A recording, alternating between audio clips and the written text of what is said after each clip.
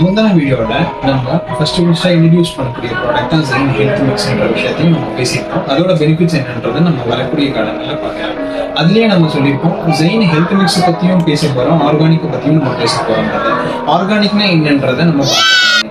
ஆர்கானிக்ன்றது வந்துட்டு நம்மளுடைய பாட்ட முப்பாட்ட 50-60 வருஷங்களுக்கு முன்னாடி எப்படி இயற்கை உரங்களை வச்சும் கால்நடையோட கழிவுகளை வச்சும் உற்பத்தி பண்ணாங்களோ அதுதான் வந்துட்டு இயற்கையா உருவாக்கப்பட்ட உணவை தான் வந்துட்டு ஆர்கானிக் ஃபுட்ஸ்ன்னு சொல்றாங்க.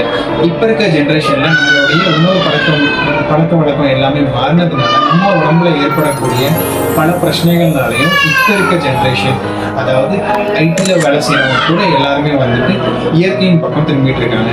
இயற்கை உணவை உற்பத்தி பண்ணக்கூடிய ஒரு ஆர்வத்துல இப்போ நிறைய பேர் இருக்காங்க. இதுல நம்ம தமிழ்நாட்டை எடுத்துக்கிட்டோம் அப்படின்னா 1,33,000 ஏக்கர் வந்துட்டு விவசாய நிலம் தான் இருக்கு. அதுல வந்து 60 லட்சம் ஏக்கர் மட்டும்தான் இப்போ விவசாயம் பண்ணிட்டு இருக்காங்க. மிச்சம் இருக்கக்கூடிய நிலங்கள் எல்லாமே வந்துட்டு விவசாயம் பண்ணக்கூடிய, அதாவது ஆர்கானிக் மூலியமாக விவசாயம் பண்ணக்கூடிய தகுதியான நிலங்களாக இப்ப இருக்குன்றதையும் நான் முன்னாடி இப்ப சொல்லிக்கிறேன்.